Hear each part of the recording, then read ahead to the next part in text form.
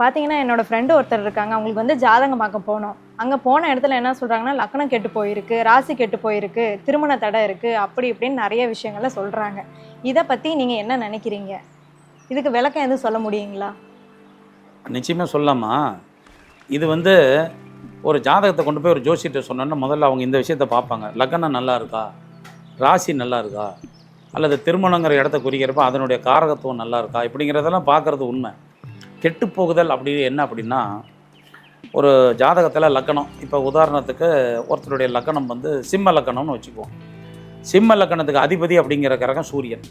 அவங்க ஐப்பசி மாதம் பிறந்திருக்காங்க அப்படின்னு வச்சுக்குவோம். அந்த ஜாதகி அல்லது அந்த ஜாதகி ஐப்பசி மாதம் பிறந்திருக்காங்கன்னா, ஐப்பசி மாதம் சூரியன் நீச்சமாக இருப்பார். சூரியன் நீச்சம். இப்போ அந்த பொண்ணு சிம்ம லக்கணத்தில் பிறந்திருக்குன்னு வச்சுக்குவோம். ஐப்பசி மாதம் சிம்ம லக்கணத்தில் ஒரு பெண் பிறந்திருக்காங்க. அப்போ அவங்களுக்கு லக்னாதிபதியான சூரியன் நீச்சம். இதற்கு அடுத்தது அந்த பெண்ணுக்கு 7ஆம் பாவம். 7ஆம் பாவங்கிறது நேர் 7ஆம் பாவம் சனி. இப்போ அந்த சனி கெட்டுட்டார். கெடுதல்ங்கிறது நீச்சம் அப்படிங்கிறது. அந்த 7ஆம் பாவத்துக்கு நேராக சனி இருக்கிறப்போ அதுவும் கெட்டுடுச்சின்னு அர்த்தம், அந்த 7ஆம் பாவம். ஆனால் ராசி அப்படிங்கிறப்போ அந்த சிம்ம லக்கணத்தில் பிறந்த பெண் வந்து விருச்சிக ராசியாக இருக்காங்கன்னா, விருச்சிக ராசியில் சந்திரன் நீச்சம், சந்திரனும் கெட்டுட்டார்னு அர்த்தம். இந்த நீச்சம்ங்கிறதையும் கெட்டுட்டார்னு எடுத்துக்கலாம். லக்னாதிபதி பாவிகளோடு சேர்ந்திருந்தால் லக்னம் தன் பலத்தை இழந்துடுச்சு, அவங்க கெட்டுட்டாங்க. இதே போல தான் ராசி. லக்னம் ராசி அடிப்படை தத்துவத்தில் என்னென்னா, எந்த ஒரு பாவத்தோடையும் பாவிகள் தொடர்பு கொள்ளக்கூடாது. அப்போ அந்த காரகத்துவம் அந்த பாவம் பாதிக்கப்படும். அதில் லக்ன ராசி பாதிக்கப்படக்கூடாது. ராசிங்கிறது இப்பயும் சொல்கிறேன், சந்திரன் ராசி என்பது அவனுடைய மனம். ராசிங்கிறது அவன் வாழ்க்கையில் பெறக்கூடிய யோக பாவங்கள் நன்மைகள் அனைத்தையும் உணர்த்தக்கூடிய இடம் அவனுடைய ராசி. லக்னம் என்பது அந்த ஜாதகனுடைய பிறப்பின் விதி, என்ன கர்மாவை அனுபவிக்க பிறந்திருக்கிறான், அவன் வாழ்க்கை முறை எந்த மாதிரி போகும், அவன் குண இயல்புகள், இதெல்லாம் நிர்ணயிக்கிறது லக்னம் 75%, ராசிங்கிறது ஒரு 25% குணத்தை நிர்ணயம் பண்ணுறதில்ல. அப்போ இது ரெண்டும் கெட்டு போச்சு அப்படின்னா அவன் வாழ்க்கை எப்படி இருக்கும்? அங்கே ஒன்றும் சிறப்பாக இருக்காது. சரி, இதுக்கு ஏதாவது மாற்று பரிகாரம் ஏதாவது இருக்கா, அல்லது என்ன மாதிரி அமைப்பு இருக்குது அப்படின்னா, இப்போ உன் ஃப்ரெண்டு ஜாதகத்தில் லக்னம் ராசி 7ஆம் இடம் கெட்டு போச்சுன்னா, அந்த மாதிரி இருப்பவர்களுக்கு தான் தகுதிக்கு தகுந்த மாதிரி மாப்பிள்ளை பார்க்கக்கூடாது. தகுதினா நான் பொருளாதாரத்தை சொல்லலை, அந்த பெண் அழகு அல்லது படிப்பு அந்தஸ்து இந்த எதை வேணால் எடுத்துக்கலாம். இந்த விஷயத்தில் குறைவானவர்களை பார்த்து செய்ய வேண்டும். இப்போ உதாரணத்துக்கு அந்த பொண்ணு அழகாக இருக்காங்க அப்படின்னா, கொஞ்சம் அழகு குறைவான பெண் பையன், அல்லது பையனும் நல்லா சிகப்பாக இருக்குன்னா மாநிறம் உள்ள பையன், பொண்ணு நல்ல முடியோடு இருக்குது அப்படிங்கிறப்போ என் மாப்பிள்ளைக்கு தலைமுடி குறைவாக பரவலாக இருக்கிறது, பொண்ணு 2 டிகிரி படிச்சிருக்குங்கிறப்ப 1 டிகிரி படித்தவன், பொண்ணு நல்ல சம்பாத்தியத்தில் இருக்குது, சம்பளம் தகுதி குறைவான, இந்த மாதிரி அந்த குவாலிஃபைடுங்கிறது அந்த அவங்கவுங்க இதை பொறுத்து அவங்கவுங்க நிலையை பொறுத்து முடிவு பண்ணிக்கணும். அந்த மாதிரி முடிவு பண்ணி பொறுத்துறப்ப அந்த வாழ்க்கை அந்த அதாவது நீசமான கிரகங்கள் வாழ்க்கை, அந்த கெட்டுப்போன கிரகத்தின் வாழ்க்கை சிறப்பாயிடும். இதற்கு உதாரணம் அப்படின்னு நாம் ஒரு சின்ன உதாரணத்தை நம்ம சொல்கிறோம். இப்போ ஒருத்தருடைய லக்னாதிபதி, ஒருத்தருடைய லக்கணம், இப்போ சிம்ம லக்கணமே எடுத்துக்குவோம். சிம்ம லக்கணத்துக்கு சூரியன் பலமாக இருக்கணும். அதற்கு அதுதான் முதல், அவன் லக்கணம் பலமாக இருக்கணும். ராசி அடுத்தது என்ன ராசி அப்படிங்கிறத பார்க்கணும். இப்போ அவங்க விருச்சிக ராசி. அப்போ இங்கே சூரியனும் நீச்சமடைந்துட்டாங்க, சந்திரனும் நீச்சமடைஞ்சிட்டாங்க, ராசி நீச்சமடைஞ்சிட்டாங்க. சரி, அப்போ இதுக்கு பலம் என்ன, இதனுடைய அதிபதி எப்படி இருக்காங்க அப்படின்னு பார்ப்போம். சூரியன் என்ற அதிபதி அப்படிங்கிற கிரகம் சுக்கரனாக இருக்கார். இதெல்லாம் ஜோதிடர்கள் பார்த்து சொல்லுவாங்க. அந்த நீசத்தில் பலம் ஏற்பட்ட கிரகம் நீசபங்கமாக வாங்கி அவங்களுக்கு நல்ல வாழ்க்கையை கொடுக்கும். அந்த நீசபங்கம் என்பது இந்த மாதிரி விஷயங்களை பார்த்து பொறுத்தர்த்தம். ஒருத்தர் ஒரு ப்ளஸ்ஸோட ஒரு மைனஸை சேர்த்துடணும். ப்ளஸ் இன்ட்டு மைனஸு ப்ளஸ்ஸா மைனஸாங்கிறதுலாம் இந்த இடத்துல இந்த கால்குலேஷன் நீங்கள் எடுத்துக்க வேண்டியதில்லை. இந்த மாதிரி லக்ன ராசி கெட்டவங்களை தன்னை விட தகுதி குறைவான ஆளுங்க கூட இணைத்தால் அங்கே சிறப்பாக இருக்கும். ஒரு குறைவுள்ள இடத்துல 6 வயசு 7 வயசு வித்தியாசம், இது மாதிரி உள்ள இடத்த பார்த்து அவங்கள திருமணம் செய்து வைக்கிறப்ப அவங்க வாழ்க்கை சிறப்பாகவே இருக்கிறது. சரி, இவங்களுக்கு ஏதாவது வழிபாடு இருக்கா அப்படிங்கிறத எடுத்துக்கிட்டோமா, ஒருத்தருக்கு லக்கணம் ராசி அந்த மாதிரி கெட்டுடுச்சு, 7ஆம் பாவம் கெட்டுடுச்சுன்னா இந்த 3 பாவத்தின் தெய்வம் அதை போக வேண்டிய கோயில்களை ஜோதிடரில் நல்ல ஜோதிடரில் பார்த்து அதை அவங்க வழிகாட்டுதலோட அவங்க சொல்கிற நேரத்தில் அவங்க சொல்கிற 4 நட்சத்திரத்தில் போய் அதை வழிபட்டுட்டு வந்தால் அது அவர்களுக்கு சிறப்பான பலனை தரும். அதை நினச்சி அவங்க கவலையப்பட வேண்டியதில்லை. கெட்டு போனதுன்னு ஒரு ஜாதகம் இந்த மாதிரி இது பாவம் குறைஞ்சிடுச்சு, இது பலம் குறைஞ்சிடுச்சுங்கிறத ஜோதிடர் நிர்ணயம் பண்ணுவாங்க. அவங்ககிட்டே நீங்கள் வழிமுறை கேட்டால் சொல்லுவாங்க. அதை சரிப்படுத்தி கொள்ள வழிமுறைகள் இதுதான் அப்படிங்கிறத நம்ம எடுத்துக்கலாம். அதுக்கு தீர்வு உண்டு ஜோதிடத்தில். ஜோதிடத்தில் தீர்க்க முடியாத பிரச்சனை ஏதாவது இருக்கான்னா 2 விஷயம்தான். அதாவது ஒரு நோய் வருது ஒரு மனுஷனுக்கு அப்படின்னா 10 வருஷம் கழிச்சு உனக்கு இந்த நோய் வருங்கிற விஷயத்த ஒரு சிறந்த ஜோதிடரால், ஒரு அனுபவமிக்க ஜோதிடரால் கண்டிப்பாக சொல்ல முடியும். ஆனால் அந்த நோய்க்கு தீர்வு யார்கிட்ட போகணுன்னா டாக்டர்கிட்ட தான் போகணும். ஜோசியர் அந்த நோய்க்கு வைத்தியம் பார்க்க முடியாது. ஜோதிடர் வேலை இதை குறிப்பிட்டு சொல்லலாம். ஒவ்வொரு பாவத்துக்கும் இதுதான் பிரச்சனை, அந்த பிரச்சனையை சரி பண்ண கொடுத்துட்டு ஒன்று நோய் வந்தால் டாக்டர்கிட்ட போகிறோம் அப்படிங்கிற மாதிரி அவங்க தான் அதுக்கு தீர்வு. ஜோதிடர்கள் கோயிலுக்கு போன்னு சொல்லிவிடுவாங்க. அதுக்கு உண்டான வழிமுறையை அந்தந்த இதில் இருக்கவங்க தான் பார்த்து, அந்த ஜாதகர் குடும்பம் தான் பார்த்து சரி செய்துக்கணும் அப்படிங்கிறது தான் ஒரு விஷயம். அதனால் இந்த ராசி லக்னம்ங்கிறது கெட்டு போனால் அதுக்கு உண்டான தீர்வு ஜோதிடர்கிட்டே அவங்க கேட்டு தெரிஞ்சுக்கலாம். நிறையா இப்போ இங்கே ஒரு விஷயத்த முக்கியமாக குறிப்பிட்டாகணுங்க. ஒரு ஜோதிடர்கள் பரிகாரம் அப்படிங்கிற விஷயத்த சொல்கிறப்ப நிறைய பேர் இந்த ஜோசியர் வேற இல்லையா பரிகாரம் சொல்கிறாரு, இவருக்கு அந்த ஐயர்கிட்ட இந்த கோயிலுக்கு போங்கன்னா அந்த கோயிலில் இவருக்கு ஏதாவது கனெக்ஷன் இருக்கும், கமிஷன் தொடர்பு இருக்கணும்னா நிறைய பேர் நாக்கூசாமல் இன்றைக்கி சொல்லிடுறாங்க. ஒரு சில இடத்துல இந்த மாதிரி விஷயங்கள் அது நடக்கலாம், பூஜை பரிகாரத்தில் நடக்கலாம், அது இல்லைன்னு சொல்கிறதுக்கும் இல்லை. ஆனால் பெரும்பாலான ஜோதிடர்கள் பிரச்சனையை தீர்க்கறதுக்கு தான் வழி சொல்லுவாங்க. அப்போ அவங்களுக்கு கோயில் முறை தான். ஒரு டாக்டர்கிட்ட போனால் ஸ்கேனடு, இது எம்ஆர்ஐ ஸ்கேனடு, சிடி ஸ்கேனடு அப்படின்னு சொல்கிறாங்களா இல்லையா? அப்போ எடுக்கிறப்ப எதுக்காக நோய் தெரிஞ்சுக்க தான். நோயை தெரிஞ்சுக்கிட்டால் இந்த பிரச்சனை இருக்குது உனக்கு, நீ இதுக்கு மருத்துவம் எடுத்துக்க அப்படின்னு மருத்துவர் சொல்கிறாரு. ஆனால் நாம் என்ன சொல்கிறோம், டாக்டர் இப்போ பணம் போட்டு ஹாஸ்பிட்டல் கடன் வாங்கி கட்டிட்டாரு, அவர் இஎம்ஐ கட்டணும் இல்லை அப்படிங்கிற அங்கேயே அந்த குற்றச்சாட்டை வைக்கிறான். ஆனால் டாக்டர் சொன்னால் அதை நம்பிக்கையாக செய்கிறாங்க. ஆனால் ஜோதிடர் இந்த மாதிரி இந்த கோயிலுக்கு போய் இந்த பரிகாரம் போய் இந்த பூஜை செஞ்சுக்க அப்படிங்கிறப்ப செய்கிறதில்ல. ஒரு பரிகாரங்கள்ங்கிறது விதியை மாற்றவே மாற்றாது. நிச்சயமாக பரிகாரம் செய்கிறதுனால அவனுக்கு விதிக்கப்பட்ட விதியை மாற்ற முடியாது, அவன் அனுபவிக்கக்கூடிய தண்டனையை மாற்ற முடியாது, குறைச்சிக்கலாம். இந்த பரிகாரங்கள் அவன் பிரச்சனைக்கு ஒரு தீர்வை குறைக்கும், தீர்வை கொடுக்கும், பிரச்சனையுடைய வீரியத்தை குறைக்கும். ஒருத்தனுக்கு ஆக்சிடென்ட் ஆகணும் அப்படின்னு விதி இருக்குது, ஒரு ஜோதிடர் பரிகாரம் சொல்கிறாரு, இந்த பரிகாரத்தை செய், இந்த கோயிலில் வழிபாடு செய்யணும். அப்போ பெரிய அளவில் விபத்து நடக்காது, ஆனால் சின்ன அளவாக தான் விபத்து நடக்கும். அதில் விபத்தினால லேசாக காயம் ஏற்படும். அது நம்மளுடைய தாங்கக்கூடிய சக்தியாக இருக்குது. இந்த பிரச்சனையில் பரிகாரத்தினுடைய நன்மை இதுதான். பரிகாரம் செய்கிறவங்க நம்பிக்கையோடு செய்யுங்க, அது நிச்சயமாக நல்லது நடக்கும். மனப்பூர்வமாக ஒரு கோயிலில் போய் ஒரு விளக்கேற்றுங்க, ஒரு தீபம் ஏற்றி நம்பிக்கையோடு நீங்கள் செய்யுங்க, அங்கே பரிகாரம் பலன் தரும். பிரச்சனைக்கு தீர்வு ஜோதிடத்தில் எல்லாமே சொல்லியிருக்காங்க. ஒவ்வொரு பாவத்துக்கும், ஒவ்வொரு பிரச்சனைக்கும், ஒவ்வொரு இதுக்கும் ஜோதிடத்தில் பரிகாரம் உண்டு.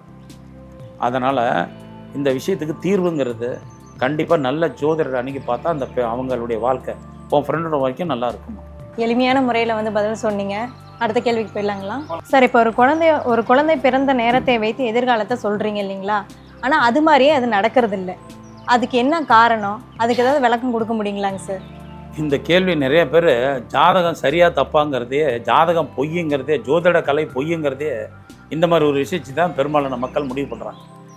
அடிப்படையில் ஒரு குழந்தை பிறந்த நேரம் மிக துல்லியமாக இருக்கணும். முதல்ல நிச்சயமாக எந்த குழந்தை பிறந்த நேரத்தையும், மருத்துவமனையில் பிறந்ததாக இருந்தாலும் சரி, ஒரு வீட்டில் பிறந்த குழந்தைங்களாம் துல்லியமான நேரத்தை நிச்சயமாக சொல்லவே முடியாது.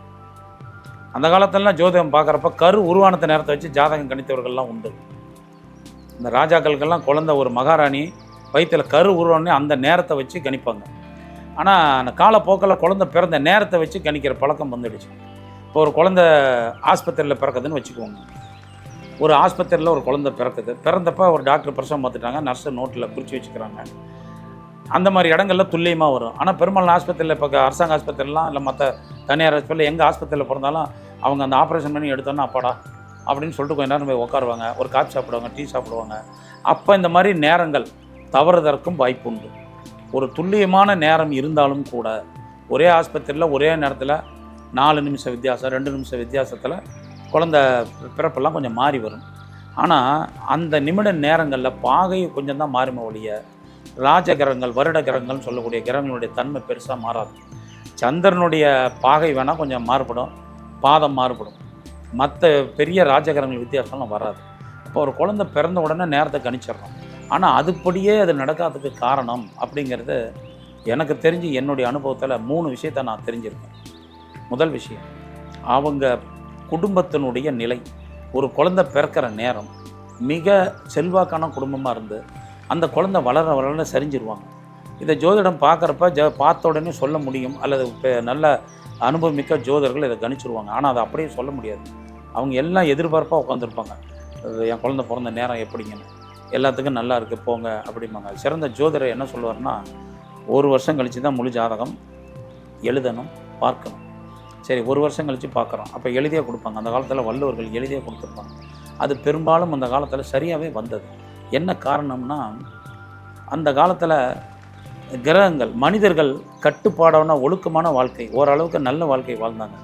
அதனால் கிரகங்கள் அவர்களுக்கு சொன்னபடியே பலன் நடந்தது. அந்த கிரகங்களும் பெரிய பாதிப்பை செய்வதில்லை. ஒருத்தனுக்கு தண்டனை எங்கே வரும், ஒருத்தன் தப்பு செய்கிறான், போலீஸ் ஸ்டேஷனுக்கு பிடிச்சிட்டு போகிறாங்க, தண்டனுடைய அளவை பொறுத்து, அவன் செய்த குற்றத்தின் அளவை பொறுத்து அவனுக்கு தண்டனை கிடைக்குது. அது மாதிரி தான் இப்போ இந்த குழந்தைக்கு ஜாதகம் கணிச்சிட்டோம். இங்கே ஒரு குழந்தை, ஈரோட்டில் ஒரு குழந்தை பிறக்குது, சேலத்தில் ஒரு குழந்தை பிறக்குது, ஒரே நேரத்தில் ஒரு 5 நிமிஷம் வித்தியாசத்தில். ஆனால் வாழ்க்கை பாதை எங்கே மாறுது அப்படின்னா, அவங்க வளரும் சூழ்நிலை, அவங்க பெற்றோர்கள் குடும்ப பின்னணி, அந்த குழந்தை சந்திக்கிற நண்பர்கள், இந்த மாதிரி விஷயங்கள், அவங்க வளர்கிற பின்னணி, இந்த மாதிரி விஷயம்லாம் இருக்குது. சரிங்க, ஜோதிடங்கிறது உண்மை தானே, உலகத்துக்கு போகிற உண்மை தானே, அப்போ எல்லா குழந்தைக்கும் ஒரு மாதிரி தானே இருக்கணும், ஏன் இந்த சூழ்நிலைகள் மாறுபடுது அப்படிங்கிற விஷயம் ஜோதிடத்தில் பார்த்தா தெரியாதான்னா நிச்சயமாக தெரியாதுண்ணா. அப்படி நிச்சயமாக சொல்ல முடியாது.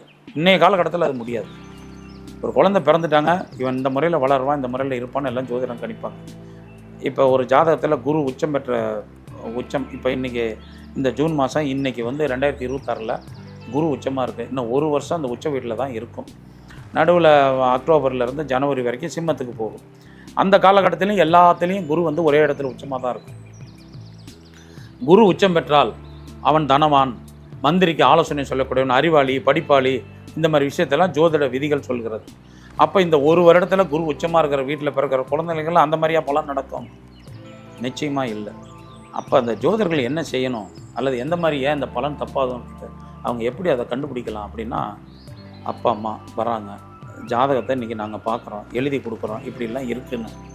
ஒரு குழந்தை பிறந்த உடனே 4 வயசு வரைக்கும் தாயினுடைய கர்மா அந்த குழந்தையினுடைய விதியை நிர்ணயிக்கும். அந்த 4லேருந்து 8 வயது வரைக்கும் தந்தையினுடைய கர்மா அவன் விதியை நிர்ணயிக்கும். 8 வயதிலிருந்து 12 வயசு வரைக்கும் அவன் பூர்வ ஜென்ம கர்மா அவன் விதியை நிர்ணயிக்கும்.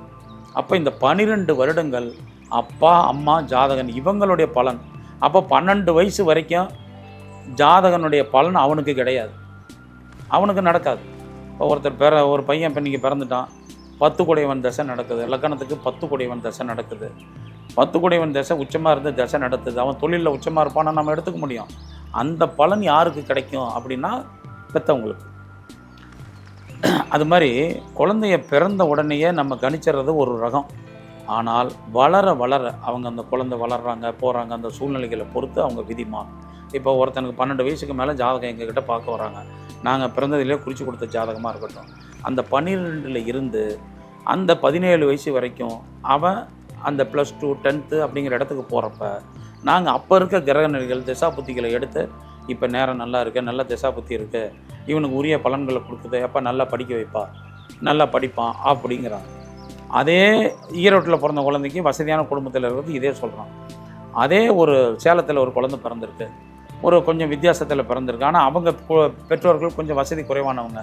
அவங்ககிட்ட என்ன சொல்லுவோம், பார்க்குறப்ப சார் எங்களுக்கு இப்போ இதே பலன்னு சொல்ல போகிறோம், இல்லைங்க எங்களுக்கு வசதி இல்லைங்க அப்படிங்கிறப்ப பையன் நல்லா படிப்பான், படிக்க வைக்கிறது தகுந்த ஒரு ஏற்பாடை பண்ணிக்கங்க, அரசாங்க ஸ்கூல் கூட சேருங்க, எப்படியோ கஷ்டப்பட்டு கடன் ஒன்று வாங்கி படிக்க வைங்க, பையன் படிச்சிருவான் அப்படின்னு சொல்கிறான். அப்போ இந்த பதில் ஒன்று தான். ஆனால் அந்த பலன் அவங்களுக்கு நடக்கிற விதம் தான் அவங்க பெற்றவர்கள் சூழ்நிலை மற்ற சூழ்நிலையை பொறுத்து அமையும். ஒருத்தன் கல்வி நல்லா கற்பான், இந்த கல்வியை கற்பான், ஒரே நேரத்தில் பிறந்த குழந்தைங்களுக்கு ஒரே மாதிரி கல்வி தான் அமையணும்னா அங்கே தான் தப்பு நடக்குது. எப்படி நடக்குதுன்னா, அவங்க வளர்கிற சூழ்நிலைகள், அவங்க வளர வளர அப்பா அம்மா கொடுக்குற அந்த நல்ல பண்புகள், அல்லது அவன் சிநேகிதனோடு சேர்க்க இப்படிங்கிற விஷயத்தில் தனிப்பட்ட அவனுடைய பின்னணிகளை ஆராய்ஞ்சி பலன் சொல்வது சிறப்பு. அது எப்படிங்க அவன் ஃப்ரெண்டை போய் நாங்கள் பார்க்க முடியும், அவன் குடும்ப பின்னணியை பார்க்க முடியும் அப்படிங்கிறப்ப அங்கே ஜோதிடர்களுக்கு ஒரு எளிமையான வழி அப்படிங்கிற விஷயம் ஜோதிட சாஸ்திரத்தில் சொல்லப்பட்டிருக்கு. அதை நான் என்னுடைய அனுபவத்திலையும் அதை நான் பார்த்துருக்கேன். என்னுடைய அனுபவத்திலையும் நான் அதை பார்த்துருக்கேன். எப்படின்னா, ஒரே மாதிரி ஜாதகம் இந்த மாதிரி விஷயம் இருக்குது அப்படிங்கிறப்போ நான் அவர்களிடம் சொல்வது, பையனுக்கு நல்லா படிக்கக்கூடிய யோகம் இருக்குது, படிக்க வைங்க. ஆனால் உங்கள் சக்திக்கு உட்பட்டு படிக்க வைங்க. கடன் வாங்கி படிக்க வைங்க. நல்லபடியாக அவனை தூண்டி விட்டு படிக்க வைங்க. நீங்கள் அவனை படிக்க வைக்க முயற்சி எடுங்க அப்படின்னு சொல்லிவிடுவேன். நீ போய் இந்த ஹாஸ்டலில் சேரு அல்லது இந்த உயர்நிலையில் போ, அவனுக்கு படிக்கும் யோகம் இருக்குது, அதை பெற்றவங்ககிட்ட நம்ம சொல்லிடலாம். பையனுக்கு படிக்கிற யோகம் அப்படிங்கிறது. சரி, படிச்சுட்டான். அடுத்தது அவன் வேலைக்கு போகிறான். அப்போ வேலைக்கு போகிறப்ப அவனுக்கு படிக்கிறப்ப காலேஜுக்கு போகிறான். எந்த மாதிரி கல்வித்துறை அவனுக்கு நல்லா வருங்கிறப்ப அவன் ஜாதகத்தை மட்டும்தான் நம்ம அந்த இடத்துல எடுத்துக்கணும். அங்கே இருக்கிற கிரகநிலைகளை பார்த்து, அப்போ இவனுக்கு புதன் வலுத்து இருக்குது, செவ்வாய் சேர்ந்துருக்கு, பொறியியல் காலேஜ் சேரு அப்படிங்கிறான். இது கல்லூரி காலகட்டம், படிக்கிற காலகட்டத்தில் ராகு செவ்வாய் இருக்குது, மருத்துவ கிரகம் அதோடு சம்மந்தப்படுது, இவன் நம்ம டாக்டருக்கு போங்கிறான். இவன் ஆசிரியருக்கு குரு புதன் சேர்க்க நல்லா இருக்குது, 2ஆம் இடத்தோட தொடர்பு இருக்குது, வங்கி வேலை, ஆசிரியர் வேலை, வக்கீல், புதன்னா சட்டம்னு ஒரு விஷயம் இருக்குது, இந்த மாதிரி போங்கன்னா அந்த காலகட்டத்தில் சொல்கிறோம். அப்புறம் அதுக்கு அடுத்தது திருமணம், அப்புறம் தான் அவனுக்கு குழந்தை பாக்கியம். இந்த மாதிரி விஷயங்களை அந்தந்த காலகட்டத்துக்கு எடுத்து பார்க்குறப்போ நிச்சயமாக பலன்கள் சரியாக வரும். இப்போ நடுவில் ஒரு குழந்தை சின்ன வயசில் இறந்துடுறாங்க, 10 வயசு, 5 வயசு, 20 வயசு, 31 வயசுலாம் இறந்துடுறாங்க. ஆனால் அவன் ஜாதகத்தில் ஆயுள் பாவம் அப்படி கெட்டிருக்குமா, இதாக இருக்குமா அப்படிங்கிறதெல்லாம் நம்ம எடுத்து ஆராய்ச்சி பண்ணால் அதில் கொஞ்சம் சிக்கலான விடைகள் தான் வரும். உண்மையை பேசுனா சிக்கலான விடைகள். ஆனால் ஒரு குழந்தை சின்ன வயசில் இறக்கிறதுக்கு அவன் ஜாதகம் மட்டும் காரணமாக இருக்காது. பெற்றவர்கள் ஊழ்வினை அல்லது பெற்றவர்கள் செய்த பாவம், முன்னோர்கள் செய்த கர்மா, இதுவும் காரணமாக இருக்கும். அதெல்லாம் நம்ம எடுத்து பார்த்தெல்லாம் ஆராய்ச்சி பண்ணவே முடியாது. அது ஆராய்ச்சி பண்ணுறதுக்கு ரொம்ப ரொம்ப ரொம்ப டீப்பாக போகணும். அப்போ ஜோதிடம் பொய்ப்பதும் ஜோதிடம் பழிப்பதும் ஜாதகர்கள் அந்த ஜாதகனுடைய நிலையை அனுபவமிக்க ஜோதிடர்கள் கணிக்கும் விதத்தில் தான் இருக்குது அப்படிங்கிற விஷயத்தை தான் நம்ம எடுத்துக்கணும். அந்த கணிக்கிறதுங்கிறது அந்தந்த காலகட்டத்தை தான் கழிச்சுக்கணும். ஒரு 5 வயசு பையன்கிட்ட போய் என் பையன் லவ் மேரேஜ் பண்ணுவானா, என் பேச்சை கேட்டு கல்யாணம் பண்ணாலும் ஜோதிடத்தை கேட்டு குழப்பக்கூடாது. அந்த கேள்வி அந்த காலகட்டம் வரப்போ தான் கேட்கணும். படிப்பு காலத்தில் படிப்பு, இந்த இளம் வயசில் என்ன கேட்கலாம், சின்ன வயசில் பையனுக்கு மொட்டை அடிக்கிறான், காது குத்துறான், நல்ல நாள், அவ்வளோதான். பள்ளிக்கூடத்தில் எப்போ பையனை சேர்க்குறான், அதுக்கு மட்டும்தான் அந்த ஜாதகத்தை நீங்கள் பயன்படுத்திக்கணும். அவன் கல்லூரிக்கு போகிறப்ப அந்த கேள்வி மட்டும்தான் நீங்கள் கேட்டு பழகிக்கணும். அப்போ தான் இவனுக்கு எந்த டிபார்ட்மெண்ட்டு சரியாக வரணும். 4 வயசு பிள்ளைக்கு பின்னாடி உன் பிள்ளை கலெக்டராக வரும், உன் பின்னாடி மருத்துவம், அந்த அமைப்பு இருக்கலாம். ஆனால் அதை இப்போயே விதைக்கக்கூடாது. அவர்களுக்கு இந்த மாதிரி விஷயம் அப்படிங்கிறதான் சொல்லணும். அப்போ கல்லூரி போகிறப்ப எந்த கல்வி நல்லா வரும், பையன் 10வது படிச்சுட்டா இப்போ அடுத்து போகிறப்ப எந்த குரூப் எடுக்கலாம் அப்படிங்கிறப்ப அப்போ கிரக நிலைகள் அவன் படிக்கிறப்போ எந்த கிரக நிலைகள் சரியாக வருது, எந்த மாதிரி நல்ல விஷயங்கள் இருக்குங்கிறத எடுத்து இவன் நல்லபடியாக படிப்பானா, அரியர் சொப்பானாங்கிறதெல்லாம் அப்போ இருக்கிற கிரக நிலைகள் போக்குவரத்தை எடுத்துக்கணும். ஒரு ஜாதகனுக்கு பிறந்ததுலேருந்து 48 வயசில் இது நடக்கும், 46 வயசில் இது நடக்கும், 40 வயசில் நடக்கும்னு எழுதி தருவது என்னை பொறுத்தளவுக்கு சரியான முறை அல்ல. ஆனால் அந்த காலத்தில் அது எழுதி கொடுத்தாங்க, அந்த காலத்தில் அது நடந்துக்கிட்டும் இருந்தது. ஆனால் இந்த காலத்திலலாம் அப்படி இல்லை. இப்போ நீங்கள் ஒரு பையன் கல்லூரியில் போய் அட்மிஷன் போடுறான்னா அவன் விரும்பிய காலேஜில் இடமே கிடைக்காததுக்கு பல காரணங்கள் இருக்குது. இவன் ஜாதகத்தில் குரு புதன் பலமாகவே இருக்கும், ஆனால் அவனுக்கு அவன் விரும்பிய காலேஜில் இடம் கிடைக்காது. ஆனால் கிடைச்ச காலேஜை தக்க வச்சு படிச்சுக்குவான். அதுதான் இந்த கிரகங்கள் பலத்தினுடைய நிலை. அதை தான் ஜோதிடர் கழித்து பலன் சொல்லும். இப்படி ஒவ்வொரு பாவத்துக்கும் அந்தந்த காலகட்டங்களில் எடுத்து பலன் சொல்லுதே ஜோதிடம் பொய்க்காமல் நடக்கும். ஒரு குழந்தை 1 வருஷம் பிறந்தா அவனுக்கு ஆயுள் இருக்கா இல்லையாங்கிறதே ஜோதிடரால் கணிக்க முடியும். சில கிரக அமைப்பு இருந்தால் அந்த கொலைக்கு ஆயுள் 1 வருஷம், 2 வருஷம், 3 வருஷம், இப்படிலாம் ஜோதிடத்தில் இந்த காலத்தில் எழுதியிருக்காங்க. குழந்தை பிறந்த உடனே அங்கத்தில் இந்த இடத்துல அடையாளம் இருக்குங்கிறதெல்லாம் ஜோதிடத்தில் சொல்லியிருக்காங்க. அதனால் இன்றைக்கி அந்த நிலைகள்லாம் நாங்கள் எடுத்துக்கிறதே கிடையாது. அதெல்லாம் எடுத்து சொல்லிக்க வேண்டியதில்லை. ஒரு அங்கே அடையாளத்தை பற்றி சொல்கிறதில்ல. அன்னைக்கு சில காரணங்கள் இருந்தது, அன்னைக்கு மக்கள் அதை மட்டும்தான் கேட்டு தெரிஞ்சுக்கிட்டான். பையன் எப்படி இருப்பான், அப்பா அம்மா எப்படி இருப்பாங்க, மாமச்சன் எப்படி இருப்பான், என் குடும்ப கௌரவத்தை காப்பாற்றோனா அப்படிங்கிறதெல்லாம் அன்றைக்கி அதோடு தான் அவங்க கேள்வி இருந்தது. ஆனால் இன்றைய தலைமுறையெல்லாம் ஒரு ஜாதகரை பற்றி கேட்குற கேள்விகள் ஆணோ பெண்ணோ, அவங்க என் பிள்ளை நல்லா வளருவாங்களா, நல்ல வேலைக்கு போவாங்களா, நல்ல உத்தியோகத்துக்கு வருவாங்களா, நல்ல குழந்தை கிடைக்குமா, நல்ல முறையில் பொருளாதாரத்தில் எல்லாத்தோட மேலே வருவாங்களா, இப்படிப்பட்ட கேள்விகள், இப்படிப்பட்ட எண்ணங்கள் அவங்ககிட்ட இருக்குது. அப்போ அதுக்கு தகுந்த காலகட்டத்தில் எடுத்து பார்த்தா நிச்சயமாக ஜோதிடம் பொய்க்காது. மழை வர காலத்தில் தான் குடை எடுத்துகிட்டு போகணும், எல்லா காலத்துலேயும் குடையை பிடிச்சிட்டு போகக்கூடாது. ஜாதகங்கிறது அப்படி தான். எப்போ எது தேவையோ அப்போ அந்த பாட்டை மட்டும் எடுத்து பார்க்க தெரிஞ்சுக்கிட்டு ஜோதிடர்கள் பலன் சொல்ல ஆரம்பித்தா அந்த பலன் தப்பவே தப்பாது. ஒரு திருமண காலகட்டம் வருது, ஒரு சிலர் சொல்லுவாங்க, ஒரு சில ஜோதிடர்லாம் நிறையா பேசியிருக்காங்க, நான் தேதியே நான் சொல்லுவேன், நாளை சொல்லுவேன், இந்த மாதிரி தான் கல்யாணம் நடக்கும்னு சொல்லுவோம்லாம் சொல்லுவாங்க. இறைவன் ஒருவனை தவிர, பிரபஞ்சம் உருவத்தை தவிர திருமண தேதியை நிச்சயம் பண்ண ஆற்றல் எந்த ஜோதிடருக்கும் கிடையாது, யாராலையும் சொல்ல முடியாது. இதை நான் உறுதியாக அடித்து சொல்லுவேன். இதில் வாதம் பண்ண இருக்கிற எந்த ஜோதிடர்களாகட்டும், வாதம் பண்ணால் அதுக்கு நான் பதில் சொல்லவும் தயாராக இருக்கேன். ஏன்னா இந்த ஜோதிட கலைங்கிறது எவ்வளோ பெரிய உன்னதமான கலை. இன்றைக்கெல்லாம் அந்த அன்றைக்கெல்லாம் ஜோதிடத்தில் ஒரு குறிப்பிட்ட ஆட்கள் இருந்தாங்க, அவங்க குறிப்பிட்ட பலன் சொன்னாங்க, அவங்க அந்த அனுபவத்தில் இருந்தாங்க. அன்றைக்கி ஜோதிடமே மக்களுக்கு, சாதாரண மக்களுக்கு தெரியாது. ஆனால் இன்றைக்கி எல்லாத்துக்கும் எல்லாமே தெரியுது. பெண்கள் கூட இந்த துறையில் நிறையா வந்துட்டாங்க, எல்லாம் வர்றாங்க. ஆனால் அவங்கெல்லாம் என்ன பண்ணுறாங்கன்னா, இல்லாத ஒரு விஷயத்தை இருக்கிற மாதிரி பிரம்மாண்டப்படுத்துகிறாங்க. ஒருத்தன் இந்த ராசி அன்பர்களே உங்களுக்கு 100 கோடி காத்திருக்கிறது எண்ணி வச்சுட்டான், பெட்டியில் கடவுள் எண்ணி வச்சுட்டாரு, வந்து எடுத்துங்கங்கிறாங்க. ராசி பலன் இல்லை, இதே யூடியூப்பில் இந்த மாதிரிலாம் போடுறாங்க. அந்த மாதிரிலாம் நிர்ணயம் பண்ணவே முடியாது. ஒரு ராசி மேஷ ராசின்னு நம்ம சொல்கிறாங்க. மேஷ ராசியில் எத்தனை லட்சம் பேர் இருப்பாங்க, அத்தனை லட்சம் பேர்த்தில் எத்தனை வயது வித்தியாசம் உள்ளவங்க இருப்பாங்க. பிறந்த குழந்தை கூட மேஷ ராசியில் பிறந்திருக்கும். படிக்கிற பையன், கல்யாணம் பண்ணுற ஒருத்தன், உத்தியோகம் பார்க்குற ஒருத்தன், குடும்பத்தை காப்பாற்ற போராடிட்டு இருக்க ஒருத்தன், சாக கிடக்கிற ஒருத்தன், இவங்க எல்லாம் அதே மேஷ ராசியில் இருப்பாங்க. எல்லாத்துக்கும் ஒரே பலன் எப்படி சரியாக வரும்? அதனால் ராசி பலன்லாம் நீங்கள் உங்கள் திருப்திக்கு பார்த்துக்க வேண்டியதாங்க. ராசி பலனில் சொன்னது ஒன்றுமே நடக்கலை, அதனால் ஜோசியம் பொய்யுங்கிற முடிவுக்கு வந்துடாதீங்க. அந்த மாதிரிலாம் முடிவுக்கு வந்துடாதீங்க. நல்ல ஒரு குழந்தைய சேர்க்குறப்ப, பள்ளிக்கூடம் சேர்க்குறப்ப, இவனை பள்ளிக்கூடம் சேர்க்க நாள் இது அப்படிங்கிற மட்டும் பார்த்துக்குங்க. 5வது வரைக்கும் ஆல் பாஸ், 8வது வரைக்கும் ஆல் பாஸ். அப்போ 8வதுக்கு மேலே அந்த ஜாதகத்தை எடுத்து, சார் இப்போ இவன் 8வது போடுறான், இப்போ எந்த இதில் சேர்க்கலாம், எந்த குரூப் எடுக்க சொல்லலாம், 10வது வந்துட்டான், எந்த குரூப் எடுத்தான், அப்போ அவன் கிரக நிலைக்கிறத வச்சு இந்த மாதிரி சேருங்க அப்படின்னு. எந்த காலேஜில் சேர்க்கலாம், எந்த பக்கம் காலேஜில் சேர்க்கலாம்லாம் ஜோசியிட்ட கேட்காதீங்க. ஜோதிடம்ங்கிறது ஒரு பெரிய கைகாட்டி, அதாவது மிக உயர்ந்த விஞ்ஞான கடிதம். அதை என்ன கலர் ட்ரெஸ் போடலாம், என்ன கலர் இது வாங்கலாம் அப்படிங்கிறதுக்கெல்லாம் பயன்படுத்தாதீங்க. அப்போ எங்கே ஜோதிடம் பொய்க்குதுன்னா, இந்த தனி மனித ஜாதகம் பொய்க்கிறதுக்கு இதுதான் காரணம். அந்த எந்த காலகட்டம் என்ன தேவையோ அதுதான். குளிர் காலத்தில் எதை போட்டுக்கிட்டு போகிறோம், ஸ்வெட்டர் போட்டுக்கிட்டு போகிறோம். வெயில் காலத்தில் சட்டையை கழட்டி விட்டுட்டு போகிறோம். வெயில் காலத்தில் ஏசி ஃபேனை போட்டுக்கிறோம், குளிர் காலத்தில் ஹீட்டரை போட்டுக்கிறோம்.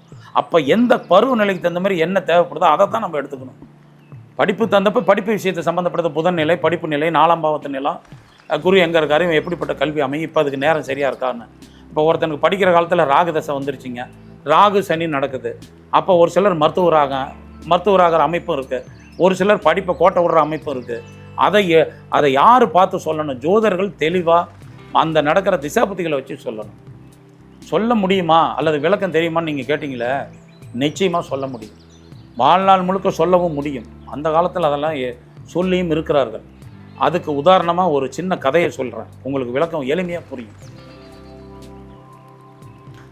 ஒரு மிகிரர்னு ஒரு மிகப்பெரிய ஜோதிட அறிஞர் இருந்தார், பல நூல்கள் எழுதியிருக்கார். அவர் பேர் மிகிரர். ஆனால் அந்த காலத்தில் அவர் ஒரு அரண்மனையில் தலைமை ஜோதிடராக இருக்கார். அப்போ அந்த அரசனுக்கு ஒரு குழந்தை பிறக்குது.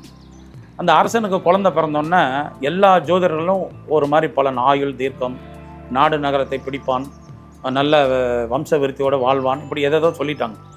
ஆனால் அந்த மிகிரருங்கிறவர் மட்டும் என்ன சொல்கிறாரு பார்த்துட்டு, இந்த வயசில் பட்டம் வாங்கிறதுக்கு முன்னாடியே இத்தனை மணிக்கு ஒரு காட்டு விலங்கு, காட்டு பன்றி, வராகம், அதால் இவன் உயிர் போகும் அப்படின்னு சொல்லிட்டாருங்க.